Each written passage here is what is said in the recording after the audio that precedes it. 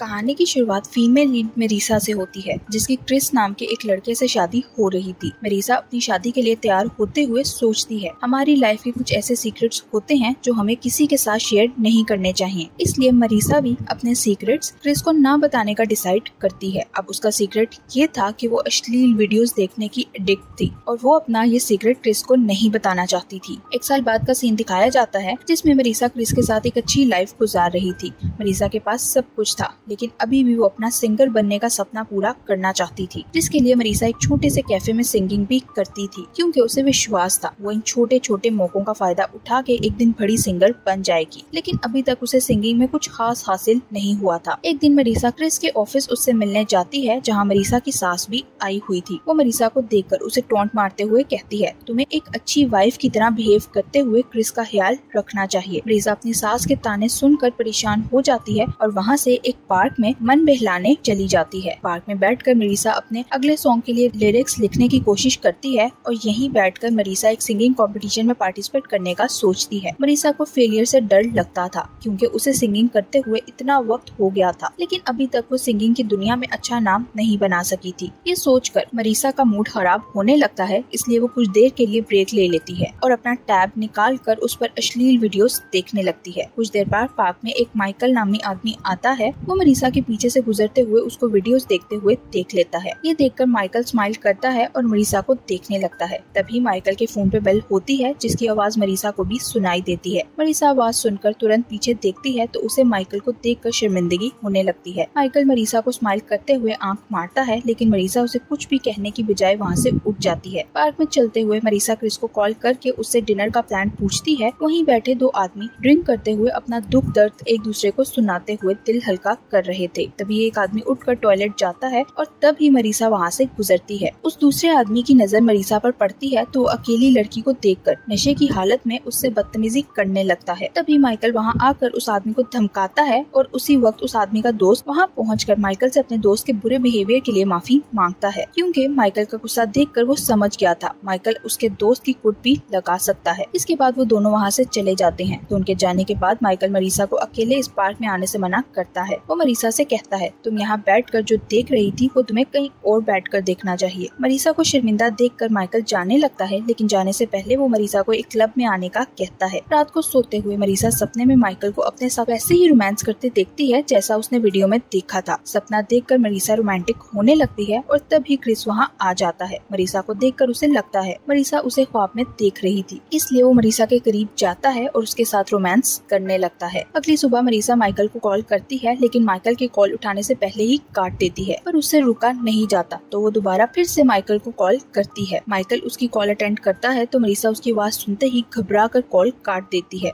Michael समझ आता है कि ये मेरिसा ही है, इसलिए वो उसे कॉल बैक करने के बजाय अपने बेटे के साथ खेलने लगता है। इधर मेरिसा माइकल के बताए हुए क्लब की जानकारी निकालती है, जहाँ माइकल ने उसे आने का कहा था। तभी मेरिसा के पास क्रिस आता है और उसे बताता है, मैं बहुत जल्द डिस्ट्रिक्ट अटॉर्नी बनने वाला हूँ, क्योंकि मेरे साथ बड़े बड़े लोगों की सपोर्ट है। इसके बाद क्रिस मेरिसा से फैमिली प्लानिंग करते हुए बेबी करने की बात करता है, पर मेरिसा अभी इसके लिए तैयार नहीं थी, इसलिए वो उसे साफ इनकार कर देती है। वो क्रिस से कहती है, मुझे अभी बेबी नहीं चाहिए, इस तरह तो मेरा सिंगर बनने का सपना पूरी तरह तबाह हो जाएगा। जब तक मैं म्यूजिक की फील्ड में कामयाब नहीं होती तब तक बेबी करने के बारे में सोच भी नहीं सकती। क्रिस को मेरिसा की बात अच्छी नहीं लगती, इसलिए दोनों के बीच बहस होने लगती है। लेकिन मेरिसा को इस बात से कोई फर्क नहीं पड़ता कि क्रिस उसकी वजह से कितना हर्ट हो रहा है, क्योंकि वो अभी तो और ही ख्यालों में गुम थी। मेरिसा माइकल के बताए हुए क्लब में जाती है। क्लब के बाहर मेरिसा को एक औरत ओलिविया मिलती है। मेरिसा अंदर जाने से हिचकिचाती है, लेकिन तभी वहाँ माइकल आकर उसे अंदर चलने का कहता है। मेरिसा माइकल के कहने पर अंदर जाने लगती है, लेकिन उसी वक्त मेरिसा को क्रिस की कॉल आती है, जो उससे सुबह होने वाली बहस पे माफी मांगते हुए सॉरी कहता है और इस झगड़े को यहीं खत्म कर देता है। क्रिस का इतना प्यार देखकर मेरिसा इस क्लब में आने का अपना डिसीजन गलत लगता है और वो शर्मिंदा होते हुए अंदर जाने के बजाय वहाँ से वापस चली जाती है। रात को मेरिसा अपनी फैमिली के साथ एक क्लब जाती है, जहाँ वो परफॉर्म करती है। मेरिसा के परफॉर्म करने के बाद मेरिसा की बहन उसे कहती है, तुम अब 29 इयर्स की हो गई हो, इसलिए अब तुम्हें बेबी के बारे में सोचना चाहिए। अपनी बहन की बात सुनकर मेरिसा उसे कहती है, मैं अभी अपने करियर पे फोकस करना चाहती हूँ। तभी वहाँ माइकल आता है, जो मेरिसा के शोल्डर को टच करता है तो मेरिसा का सारा सारा ध्यान माइकल पर चला जाता है। अगली सुबह माइकल मरीसा को कॉल करता है और उसे क्लब में बुलाता है। पहले तो मरीसा माइकल की ऑफर एक्सेप्ट नहीं करना चाहती थी, लेकिन फिर कुछ सोचकर वो माइकल से मिलने के लिए मान जाती है। रात को क्लब जाने से पहले मरीसा अपनी वेडिंग रिंग उतारना नहीं भूलती। क्लब में मरीसा की मुलाकात फिर से ओलिविया से होती है, जो मरीसा को क्लब के बारे में बताती है। ओलिविया मरीसा को बताती है ये क्लब लोगों की अलग अलग सीक्रेट विशेष को पूरा करने के लिए पॉपुलर है। फिर ओलिविया मरीसा को एक औरत विवियन से मिलवाती है, जो यहाँ आने वाली औरतों को खुशी देने के लिए उन्हें सजा देती थी। कुछ देर बाद विवियन मरीसा के पास आकर बैठती है और उसे बताती है इस जगह की वजह से मैं अपने हस्बैंड से अलग हो गई, जिस कारण मेरा फ्यूचर भी खराब हो गया। विवियन की बातें सुनकर मरीसा समझ जाती है ये क्लब सिर्फ लोगों को एंजॉयमेंट ही नहीं देता, बल्कि उनके घर भी खराब कर सकता है। इसी बीच माइकल भी वहाँ आ जाता है। मरीसा को पता चलता है इस क्लब का मालिक कोई और नहीं बल्कि माइकल ही है। माइकल मरीसा का ध्यान अपनी तरफ करने के लिए क्लब में मौजूद लड़कियों में से एक लड़की को चूज करता है और उसे अपने साथ एक रूम में ले जाता है। मरीसा को ये देखकर अच्छा नहीं लगता, इसलिए वो क्लब से वापस चली जाती है। मरीसा घर जाती है जहाँ क्रिस उसका वेट कर रहा था। मरीसा क्रिस को देखते ही उसके साथ रोमांस करने लगती है, लेकिन क्रिस उसे उस तरह से सेटिस्फाई नहीं कर पा रहा था जैसे वो चाहती थी, इसीलिए उसका सारा मूड खराब हो जाता है और उसे माइकल का ख्याल आने लगता है। लेकिन वो उसके पास भी नहीं जाना चाहती थी, इसलिए बस अजीब उलझन का शिकार बनकर रह जाती है। अगले सीन में मरीसा एक कैफे में सिंगिंग करती है, जहाँ माइकल भी उसकी सिंगिंग सुन रहा था। माइकल मरीसा की सिंगिंग की बहुत तारीफ करता है। ओलिविया को ये देखकर अच्छा नहीं लगता और वो मरीसा से जेलस होने लगती है। रात को मरीसा घर जाकर बाथटब में बैठकर सिर्फ माइकल के बारे में ही सोचने लगती है।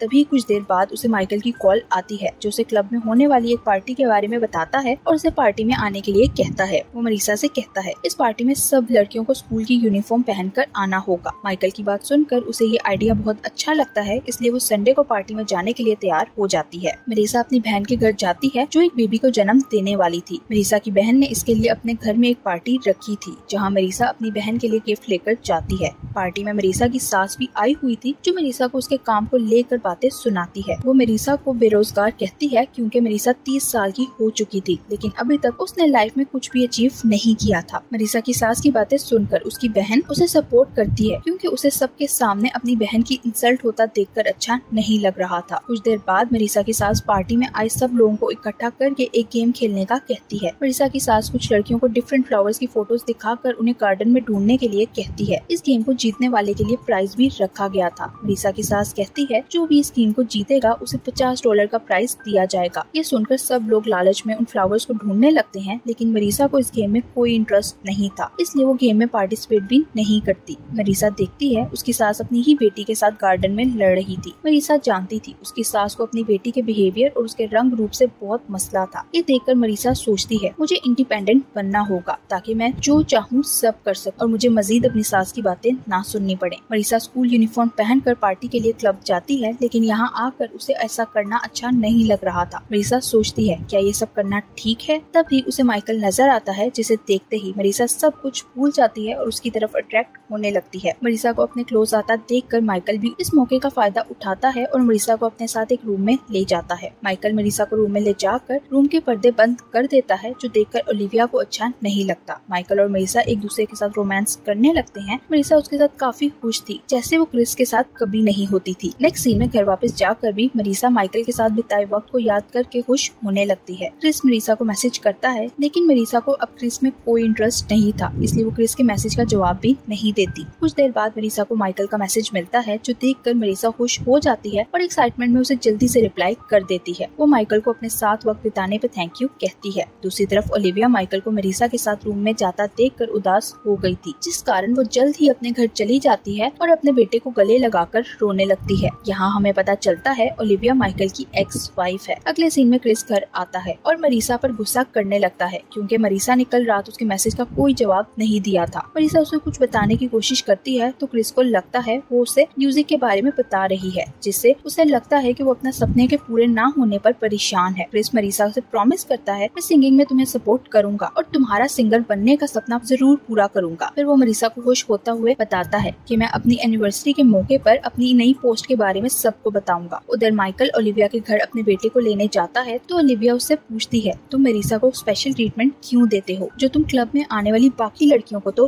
नहीं देते। माइकल इस बात को इग्नोर कर देता है और उसे कहता है मरीसा भी बाकी लड़कियों जैसी ही है। ओलिविया माइकल को क्रिस के बारे में बताती है कि वो डिस्ट्रिक्ट अटॉर्नी बनने वाला है, इसलिए तुम्हें मरीसा से दूर रहना चाहिए। लेकिन माइकल उसकी बात का कोई भी जवाब दिए बिना वहाँ से चला जाता है। मरीसा अपनी बहन से मिलती है और उससे कहती है, मैंने क्रिस से झूठ बोला था कि कल मैं तुम्हारे साथ थी, इसलिए तुम भी इस बारे में क्रिस को कुछ मत बताना। उसकी बहन उसे समझाती है, जिस पर मरीसा को एहसास होता है कि वो क्रिस को धोखा देकर उसके साथ अच्छा नहीं कर रही, इसलिए वो सोचती है मुझे इस सबसे दूर रहना चाहिए। मरीसा माइकल से दूर रहने का डिसाइड करती है और इसीलिए वो माइकल के मैसेज का रिप्लाई भी नहीं करती। उधर क्रिस अपनी एनिवर्सरी पार्टी में सब लोगों के सामने अपने डिस्ट्रिक्ट अटेंडिंग के कैंडिडेट होने का ऐलान करता है। तभी ओलिविया आकर मरीसा को उसकी और माइकल की वीडियो भेजती है। ओलिविया मरीसा को बाथरूम में बुलाकर उसे ब्लैकमेल करती है। ओलिविया मरीसा और माइकल दोनों को कंट्रोल करना चाहती थी। अब वो जानती थी कि माइकल को तो वो कंट्रोल नहीं कर सकती, लेकिन मरीसा को डरा धमकाकर वो अपने मकसद हासिल कर सकती थी, इसीलिए वो ये सब कुछ कर रही थी।